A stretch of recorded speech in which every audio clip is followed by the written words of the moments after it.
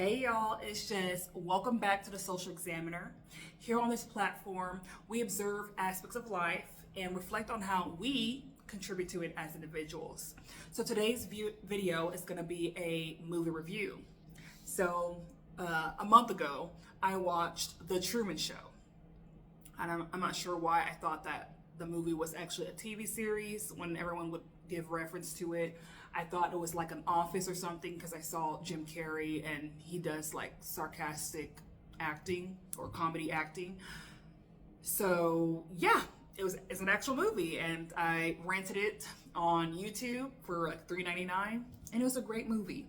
The first attempt of watching the movie, I did fall asleep midway. I just feel like I was really exhausted from the weekend and whatever. So I wanted to I usually do like movie nights or whatever. I get my popcorn, get my hot dog or whatever, and my drinks. But yeah, I fell asleep. Now, the second time when I watched it, I stayed awake. I was able to notice all of the hidden messages in the movie. And yeah, I can't wait to reveal that on this video. I feel like I'm going to elaborate, and I believe I saw some biblical references in there.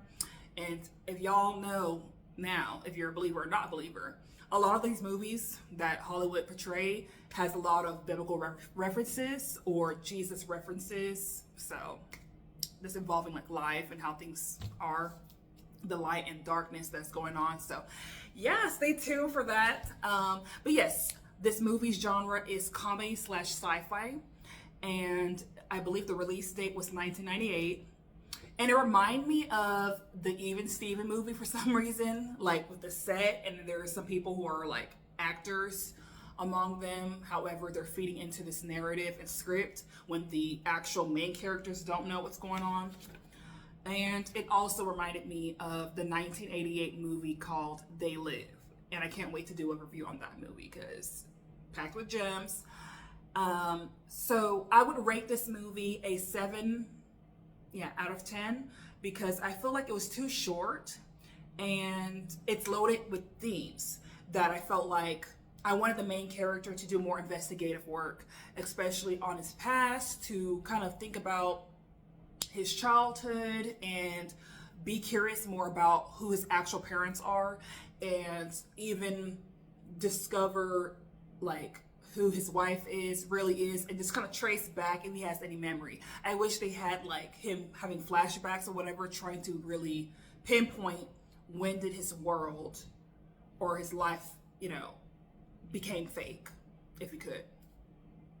But of course, in this movie, he was born into this stage life, so it's pretty interesting, or this false reality. So yes, the plot of the movie is pretty much a behind the scenes life of the TV character. So when he's on set or when he's like doing his job and just going to and fro from home or whatever, and also the realities and things going on when the person clocks out of work, pretty much. So yes, it's like a 24/7 surveilled TV show on a limited set, which is actually on an island that I believe is called Haven or something. Let me go check. Okay, so the island that Truman lived on and the whole set is built on is called the Sea Haven Island. So with that use of the word haven, it's like to paint a picture of a safe place, a place that you wouldn't want to step outside of or whatever, maybe even a utopia. But yeah, this idea of this island and this dedicated place for the main character, like a fictitious place, remind me of the Even Steven movie and Life Size, the one starring Tyra Banks and I believe Lindsay Lohan. Is the whole thing. So in this in my take of this movie, I'm going to be discussing spiritual realities of a false and deceptive life that is predominantly present in this movie, promoted and reinforced by mass media, public education, governmental, and entertainment. So this is not only talking about the movie, but like in this real life. As y'all may know, for those who are like, I don't like using the word woke, but those who have their eyes open, and I'm not sure where you what you've been through to get to this point, but you're like observing life, and now you're seeing the patterns, and you're like, oh, a lot of things that we're seeing is staged, is fake, is false. However, by mainstream media, it's promoted false information or deceptive information. So both the truth and the lie is like promoted in the news, in our education system, and whatever, and it got us confused and thinking this way of life is the way, like the major, the common things that you would think life is about. It's not what it's about, just to say the least. So the truth being hidden in plain sight. Okay, while a false reality and programming is being projected onto humanity, the truthful reality is, discovered once you do something that goes against the grain. Once you take a step back and notice patterns and choose to do the opposite to yield a different result, usually a more fulfilling result. Because I believe this false reality that we're living in, the rat race, got a lot of us disconnected from ourselves. We have unprocessed thoughts and emotions, things of the past, and we're usually exhausted, and we tend to chase escapism, which we further are not processing our lives, and we experience burnout and dissatisfaction because we are lacking the truth, which we're gonna go into more later. So yes, this reminds me of The Matrix as well. I never watched it. One day I will.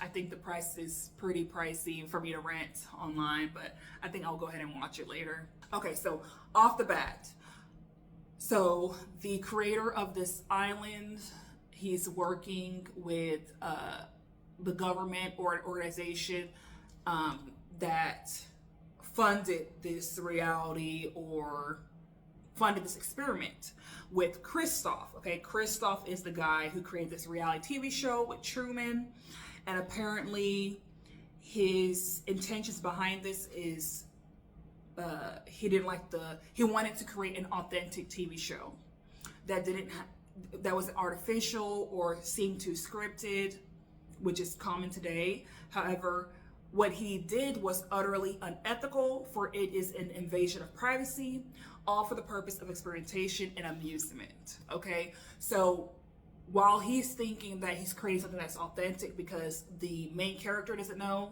that it's not real life, however, he's reacting and responding to things as if it's real life. However, Christoph did write a script for his life. Okay, whoever his parents are, whoever his wife he's going to be married, we're going to get into it, but it's artificial. So the name Christoph, okay, I did some research on the name because I'm like, okay, Christ is usually not play on word, but a derivative of Christ or even Chris. But yeah, Christoph means bearer of Christ. Notice how they put that on this character who, is playing God, pretty much has a God complex, to do this experiment on Truman, who apparently was an orphan. When I did research on it, I'm not sure it was talked about in the movie, but when I just did more research, Truman, was adopted since birth. He had a mother who just gave him up due to whatever reason. And Christoph has a God complex, okay? He wants to be omnipresent because he has a control tower or a surveillance office or whatever, to where he's able to look and through the cameras that are placed everywhere throughout the city, his personal home, Truman's personal home and workplace. There's cameras everywhere. Okay, they're on a set. It's a stage, pretty much. And that's mass surveillance. That's spyware. And that reminds me of even our government. There's certain experimentation, or there's certain events, let's say 9/11 or something like that. Once a world or a national event and catastrophe happens, war, a bombing or something like that of the sort, that's when our government or the protective agencies would say, hey, we need to kind of spy on society more, so let's do a mass surveillance thing. Let's kind of eavesdrop on our phones and laptops or whatever, go through the emails or whatever. All that's being tracked, I believe, okay? All that's being tracked in the name of protection and, is it called national security or home security, whatever. However, you know, it's giving, that's what the kingdom of darkness does. I get it. As a nation, you want to make sure you're protective, but there's clearly some corrupt things that, you know, involves our government on allowing the chaos and orchestrated adversity that we're facing. And if you want proof on that, just search MK Ultra and all the other governmental projects on CIA.gov. Okay. But to say the least,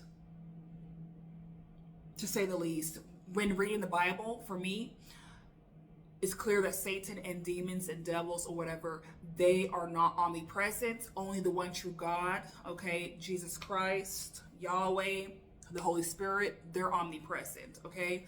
So they don't need to spy on you. They don't need monitoring spirits. In a way, though, angels do monitor us, who are assigned to us to strengthen us, to help us on our day-to-day, and minister to us, though we can't see them, basically. Some people can't see them. Most people can't see them, I believe. However, they do act as monitoring spirits. You know, they're assigned to us by our Creator God, and they are demons who aren't, I won't say they're assigned to us, but they want to be involved with us and distract us and get us misaligned towards the destiny and God's will for our lives. So they are the ones who want to be monitoring our lives and whereabouts, to look for the opportune time to distract us and mess with us, harm us, steal, kill, and destroy us, basically.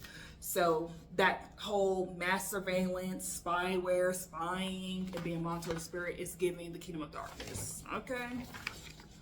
Though they mean well, in the name of science, in the name of making this world a better place, but that mass surveillance that goes on in our country and other places is not for the good. My opinion.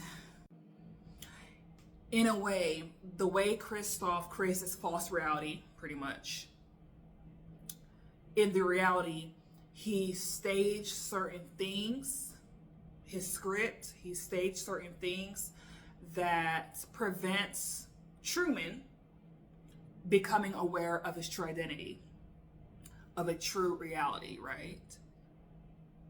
And that reminds me of, in the Bible, how Satan creates a false reality through lies and or deception, a bit of the truth and a lie for us to believe, and it makes us humans operate out of a false identity and moving towards a false destiny.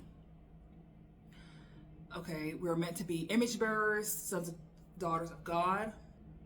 Unlike Christoph, God is the creator who allows us humans to exercise our free will, even to our own detriment. However, Christoph orchestrated a storm to kill off Truman's father, to instill fear in him to not explore life beyond the island. So on the waters, you know, however it happened, you know, the boat toppled over, the father goes out, or I think, did Truman fall out? I think Truman fell out and the father went out to get him. Let me look that again. It's been a while. It's been a month. Let me go ahead and look that up real quick. No.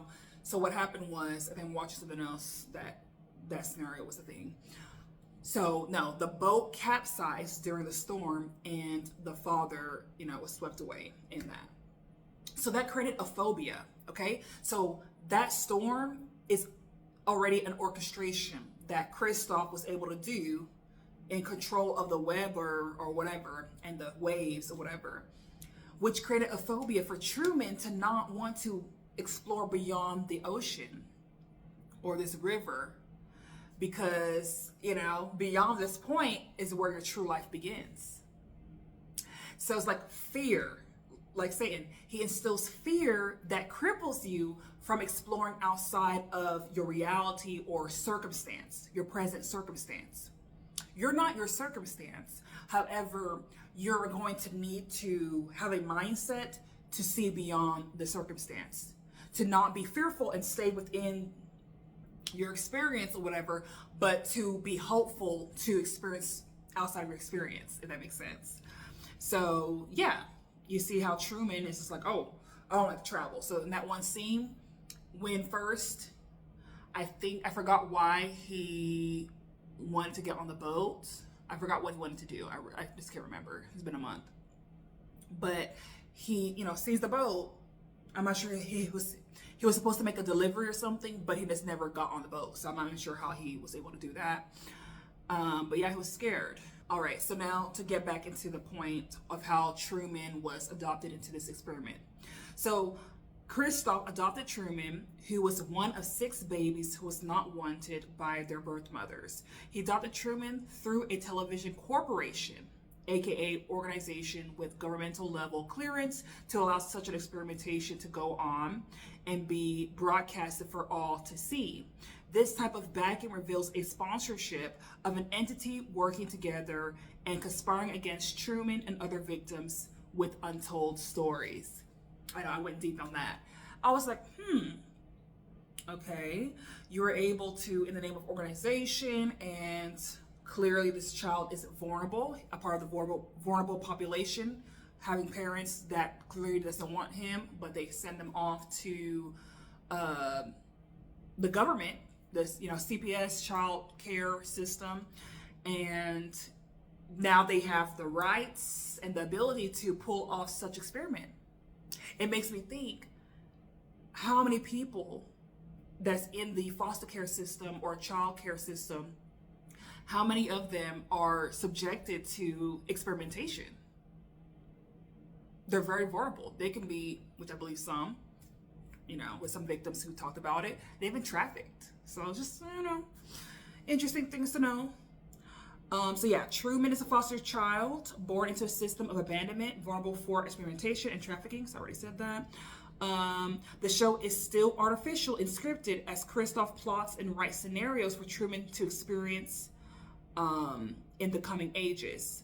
The artificial island set on Sea Haven is constructed as a utopia that should satisfy Truman on paper.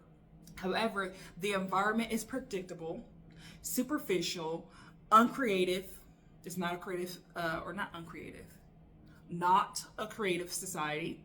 And it's like a small town with a limited environment with low possibilities of innovation, exploration, and personal and societal growth. This type of society lacks creativity. So you would think Christoph is like, oh yeah, I did all this for you, and you end up wanting to still leave the island. Your creativity, your mind started going after, I think, he saw his father in the crowd, and he's like, wait, I saw my father, who's supposed to be dead. However, he's just an actor, right? So that made the wheels turn in his head, and he's now also, in the beginning of the movie, he's in search for this woman that he saw back in his stomping grounds, I think in college. So she was like a brunette with maybe light blue eyes or hazel brown eyes or something like that. And she just looked different than the rest. Like, her demeanor was not so robotic or too much like an actor on a script. It was something different that caught his eye, and he'd been wanting to look for her ever since. So after that dance, he's like, okay, who's this girl? I want to see her. And there's people and actors clearly getting in the way. Even Truman's wife, that's how he met his wife at the dance, because she was assigned to him to obstruct whatever he was trying to do. And now that became the wife. So she's pretty much, a paid actor who just went into his, life and stopped him from getting to know the other girl, basically. So even when after that dance, him and his friend hung out at a library, he saw the girl there too. So Christoph is he's the one who wrote the script. So he still inserted that lady in his world. However, it went overboard when he and her went to a beach and they wanted to hang out. However, the girl was like feeling bad for him and like, hey, you're in a fake reality and I'm an actor kind of thing. But she said it in her own way. I'm not sure if she written it down or no. She just blurted it out because I think they sent a car to come in that scene and pretty much get her up out of there, basically. So I think it's some dude who claimed to be her father. Okay, nobody called you, so how did you arrive at the scene? It don't matter. She got swept away. And Truman was like, from that day, he's been wanting to search for her. He's like cutting up magazines and trying to put faces together to kind of reimagine her. So that's sparking his creativity. So his, I guess, a possible love interest beyond his wife. So I guess romance and seeing his father is turning the wheels of the possibility of what life am I living and how come I can't find these people in this small island that I live in or whatever. So let's see.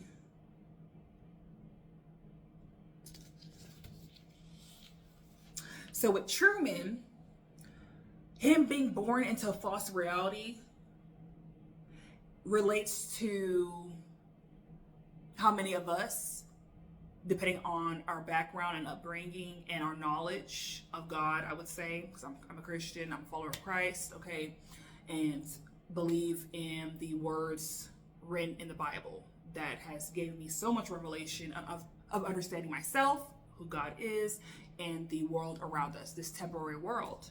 So like most of us humans, we're born into a false reality, and that is the plight of humanity. A lot of us is always searching for purpose. Who am I is a question that we say. What is life about? Because I know we already have a sense that it's not the rat race. This experimentation, okay, this false reality, false programming is a programming in the reality, that makes sense. For a reality to be false, the agents, the conspirators, the people who's trying to put it together, okay, the deep state, the puppet masters, or whatever they think they are, okay, they program, they promote things, they promote words, they promote films for us, the consumers, the regular population, to consume. And as we consume it, it is programming us. Okay, I know some people on social media are saying, oh my gosh, we've been programmed. Okay, well, if you're a living thing, you know, a created being, not the creator, but a created being. And yes, we are given the ability to create and procreate children. However, you're not God, right? So that means if there's a God, please understand, we have been programmed. We have a system. Like I'm able to breathe right now automatically without my own consent and my brain, okay? My brain use, I'm just breathing automatically. That's a programming within the system, okay? Our ability to feel guilt or feel shame to a certain degree, underlyingly, like before you were taught anything, is a system that we had to receive love or show love or interest and curiosity and to eat or whatever. It's a embedded programming. So in order for a false reality to work, best believe those puppet masters or people in behind the scenes, they are programming us through words, communication, things that we hear, music, film, all the nine, okay? So this experimentation just relates to what I talked about earlier, the MK Ultra, mass surveillance programs, yeah, orchestrated adversity, even the gang stalking and sabotaging experiments that goes on, that there's actual victims. If you look it up on YouTube, or, you know, there's documentation of this, documentaries on people who believe that they are being stalked. They have a footage of people with the red car or whatever color car or colored shirt or whatever walking past them, the same people. I believe them. I believe victims over here. Okay, I do my own research. I see what they're doing. Oh yeah, nothing, there's no such thing as a coincidence in my belief. Okay, with the spiritual life that we're living, I do not believe there's a coincidence. Okay, so yeah, that this movie is ringing true to real life. So now the TV audience, okay, from the TV audience perspective, They represent a society of people whose lives are futile and meaningless. So much so that they are overly invested in watching a 24/7 TV show. It's giving escapism. It's giving what we do for social media. We're scrolling or whatever, because the life that we're living is feeling meaningless. It's like, okay, and what else are we going to be doing? Okay, after I get that degree, and what else am I going to do with it? We start finding more meaning, of course, when we start helping people. When we start having community and like we learn from experience, but it's like we share our testimonies and personal experience to help, essentially to help others. It seems like that's what gives us meaning. So with these people who are overly invested on, this false reality, they're living vicariously instead of living their own lives. Because we can live it individually and then collectively, but they're just living vicariously. A lot of us are living vicariously with all the shows and things that we're consuming, the escapism. And then also, I feel like from the point of view of the TV audience, in a way, it's giving like, right now, this is what I believe, because, scripture says so, and I can discern spirits or whatever. Though I can't see it, best believe angels are all around us. Other spiritual creatures are all around us. Demons are all around us as well. God is all around us. They're witnessing to what is being played out on earth. Okay, so in the same way, in a way, but not really malevolent or benevolent, the TV audience is literally watching everything that Truman is doing. They're like, they root for him. Woo, so the kingdom of light can root for us when we discover the truth and we are doing positive things and things according to God's will. But in the kingdom of darkness, it's going to be mad. But then the kingdom of darkness will be woo if you're doing things that are evil, basically, going against their will and tied to the false reality and false identity.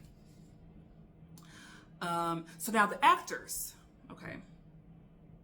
I was thinking to myself, from the point of view of the actors, what type of actor would willingly take a job to be an actor to play and be a part of a false reality for whatever duration of time, number of days of the contract?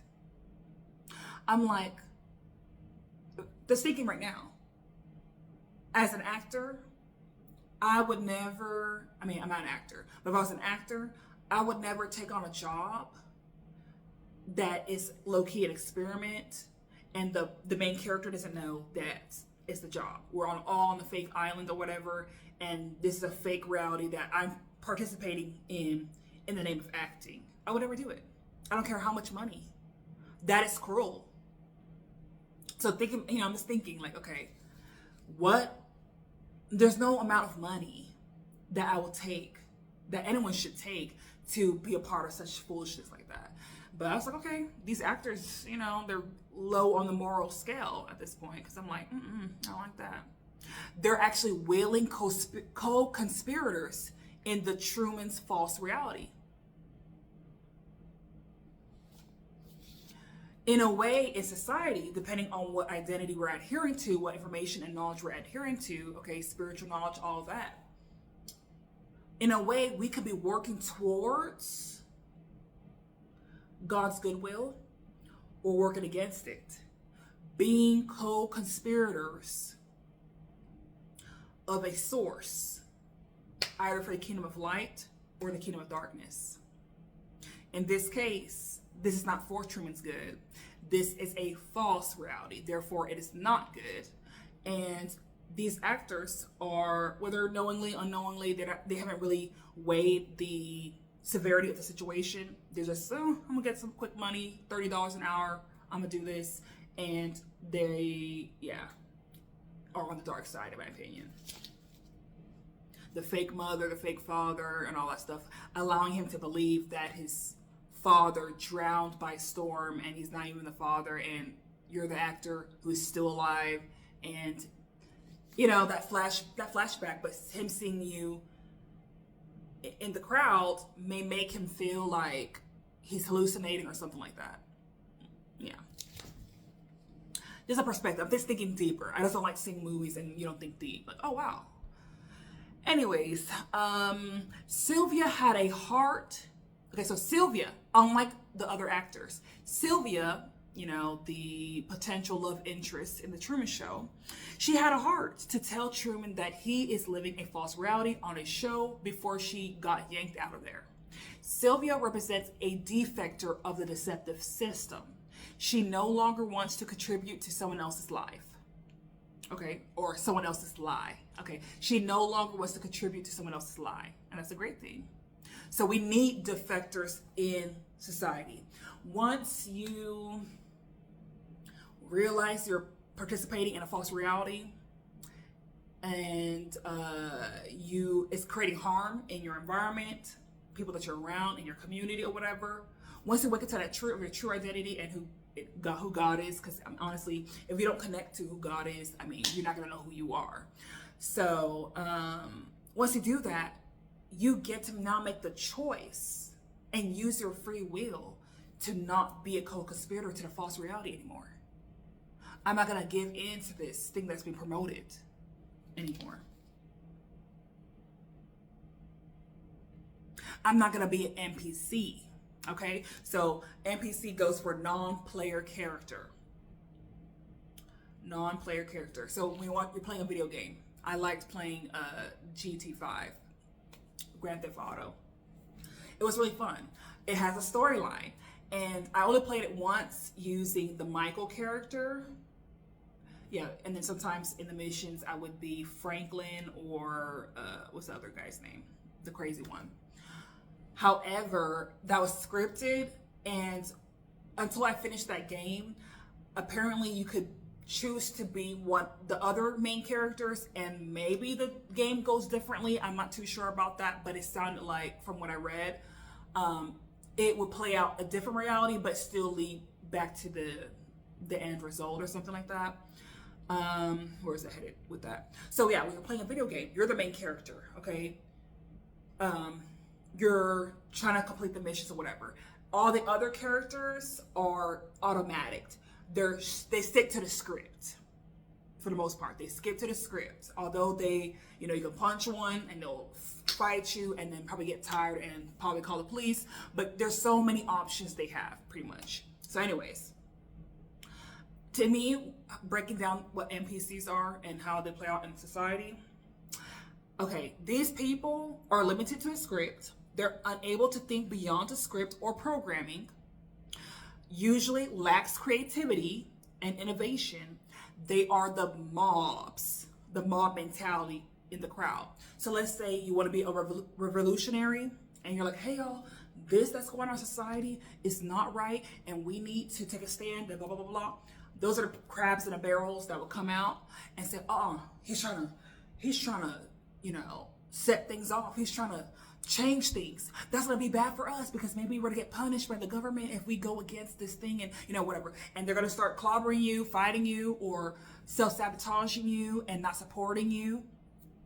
They're going to be sellouts because actually it has been documented for like the civil rights activists or whatever. There will be somebody in their group that is a agent, a 3-letter agent who has been sent among them to disband the whole thing, to leak when they're going to have a speech or whatever engagement, and tell the assassins to come up in there and blow them away. Yeah. So those NPCs, hired people with a limited mind, they're programmed to pretty much like stop innovators, to stop change, basically. To stop change, to keep people stuck in the false reality, actually. So, what else? NPCs also, by reading the Bible, You don't have to take my word for it. But when I read that part in Matthew 13, when it says, these are the wheats and these are the shafts. Okay, honey, the shafts is giving NPCs. It's giving people, work with the kingdom of darkness while they know it or not. They're under that influence.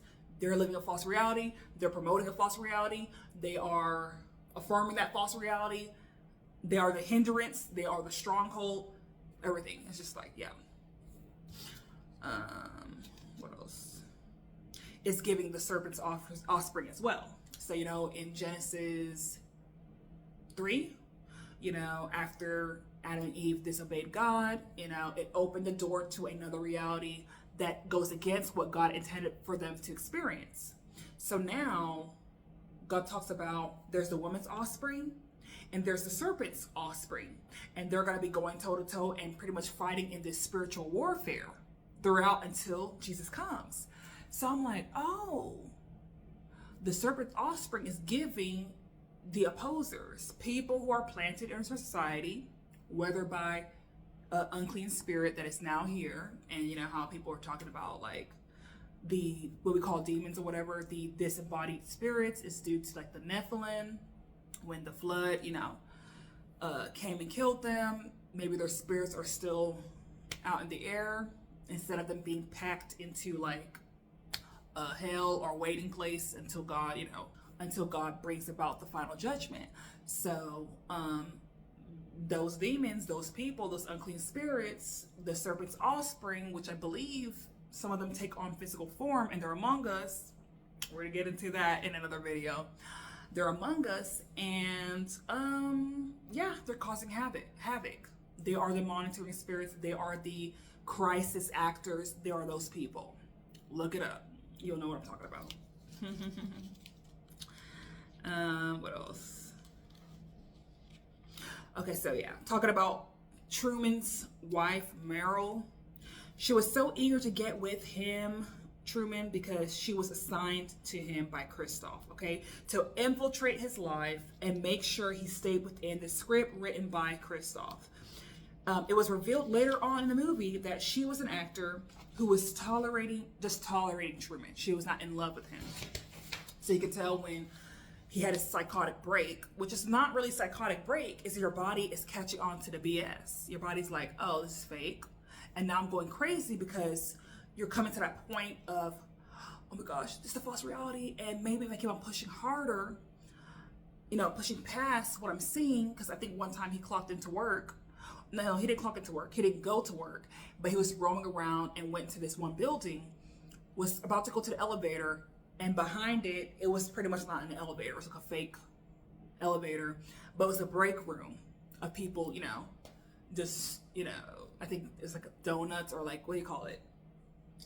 A break room or something. There's a break room. And he saw that, and, he got rushed out of there by the fake police and the fake whatever. And he's like, oh my gosh. And then he was telling the wife when he came back from work, he said, hey, look at this. The bike will ride by. That yellow car will ride by. The person bringing the flowers is going to ride by us at this time. And then I think the wife was hoping that was not going to be the case, but it is the case because you guys are living on a script, a certain time, So he noticed that. He's like, hey, let's take a trip, hun. Let's leave Sea Haven, actually. Let's take a vacation. Let's get up out of here. And she was like looking at him all startled. And clearly she's like, okay, this is not the script. It's not the script. But let me go ahead and get in the car with him. And then, she's screaming. He's flooring the car. He drove, it seemed, past the bridge. And he's always scared of the bridge. I think on the side was the water or whatever. But he went past the bridge. Okay, he's going, although he has a lot of anxiety to go against the grain, he still goes through it. And unfortunately, another staged adversity happens. It was an oil spill or whatever in some town. The chief police came out and was like, oh, hey, sorry, this place is closed down, shut down. I'm like, shut up. It makes me think in real life, what event has been orchestrated which prevented people from going to a place to really see the truth or and doing some investigation? What in our life has been orchestrated preventing us from doing further exploration even. You know, what else? Okay, so Truman has a best friend, and I didn't talk too much about him on my write-up. So the best friend, you know, did life with him. He gets him. And I think when he discovered that elevator was fake and whatever in that building, he went to his friend and said, hey, you know, the friend's looking at him like, oh, you're supposed to be at work at this time or whatever. But he's like, yeah, I'm taking a break. And he was trying to stage, like, oh yeah, I'm just here for my birthday and whatever. And while he was talking to his friend and breaking down, hey y'all, like, not hey y'all, but hey friend, I forgot his name, Troy or something. This is what's going on here, and this is kind of weird. And the friend was playing it cool, acting oblivious to everything he was saying. So, what else? So the other orchestrated, inconvenient circumstance that happens was Truman wanted to go to the airport to fly out of there, basically out of the island. And the lady, you know, unintentional, she just coming over there, that's like, oh, it looks like your flight, you know, the next flight is not going to be here for like another month or something like that, or 5 months. And he was like, oh, really? Okay, I'm gonna go to the bus. So then he goes to the bus, and then he gets there, and that silly old driver was like doing something with the brake and the shift, and I'm not sure if it's a stick shift bus or whatever, and damaged the engine or whatever. And then the smoke comes out. Oh, sorry. And Truman is still sitting at the back of the bus like, y'all keep on playing with me. Literally. But he's like catching on. Even the rain, okay, it'll rain randomly, and you know, the spotlight is there, and then, you know, just he's picking up on the fact that his life is staged. So what he did, you know, he's able to now, once you notice, okay, so I'm jumping back and forth from reality and this movie. Once you notice the patterns of this life, and you're now wanting to go against the grain, okay, you're not doing something bad or evil, but you're going against the grain, trying to explore. Now, Truman was able to devise a plan to, because you know he's being watched pretty much. He was able to devise a plan, making the creator and Christoph and whoever in that control tower to think that he's playing his role and doing the things or whatever, but he at the time was sleeping, you know, fake sleeping. You know, he put a fake body or pillows and whatever in that bed, and they're thinking that he's sleeping and oversleeping at that place. They send his best friend over there, and they're like, hey, wake up, friend. You know, he broke into their house pretty much. Hey, wake up, friend, like, get up. And he's still sleeping until he removes the cover. Oh shoot, he's gone. And lo and behold, guess where he was? At the, I think it was like, okay, sea, ocean, sea, whatever.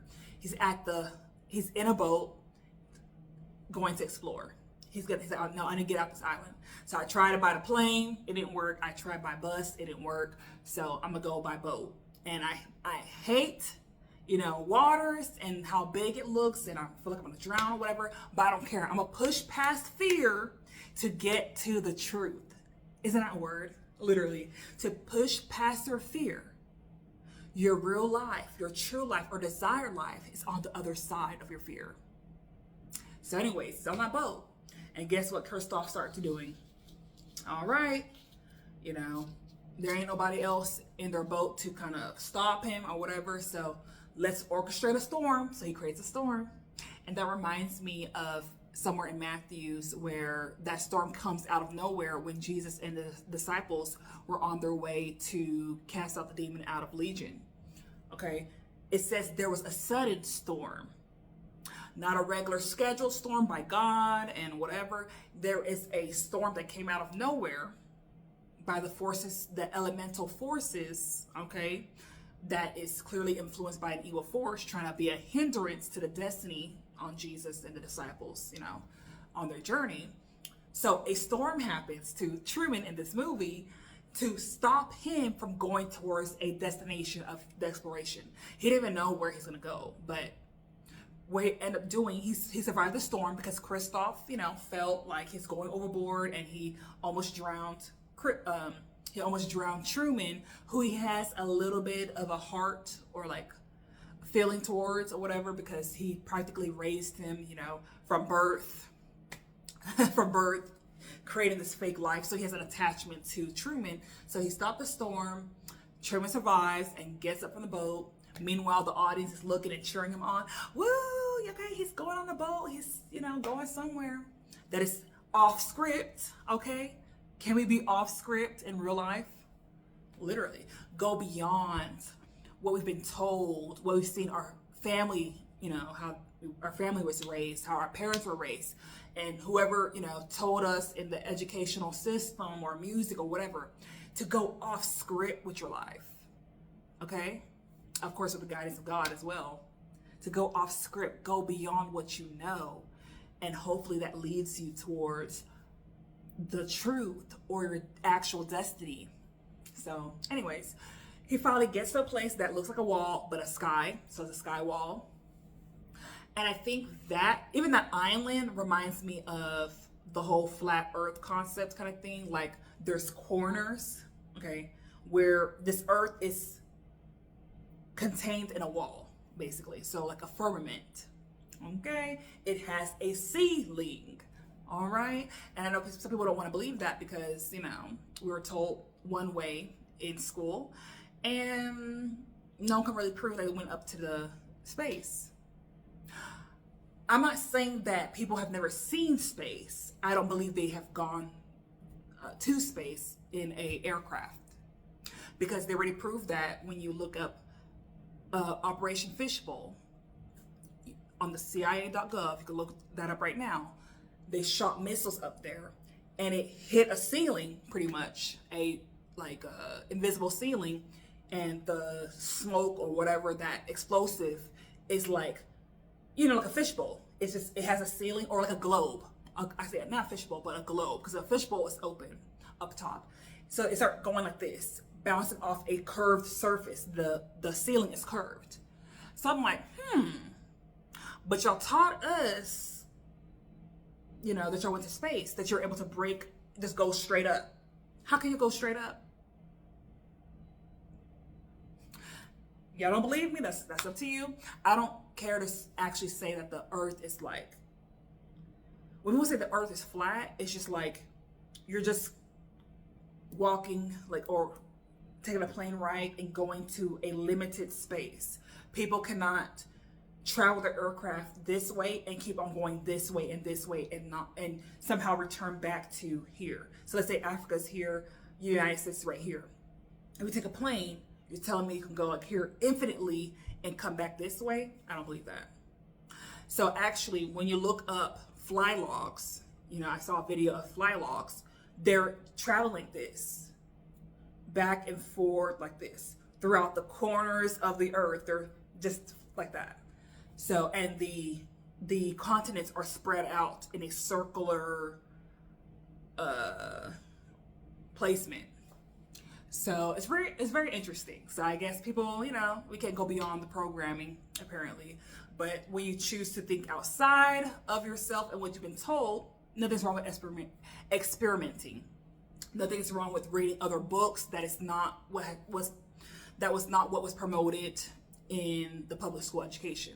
It's okay to think little, but what the crab in the barrels or the NPCs and the non-creative people, how they've been programmed, they will actually make fun of someone who wants to explore.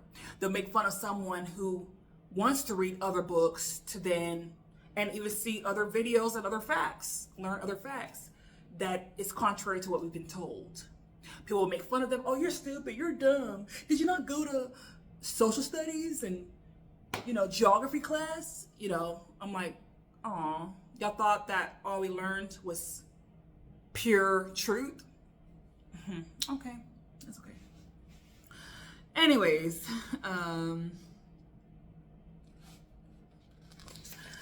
what else?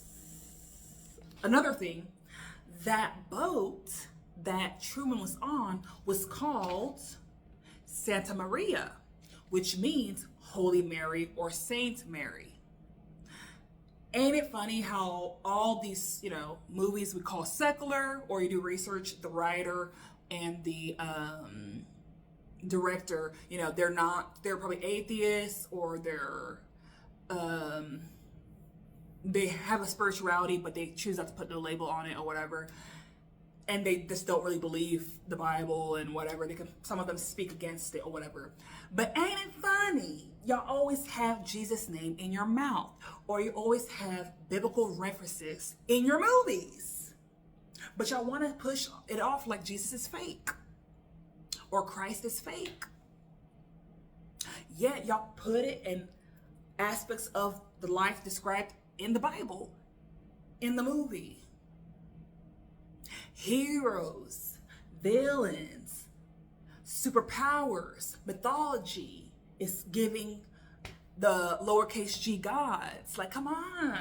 Like, anyways, Truman is on a boat, okay, called pretty much Saint Mary.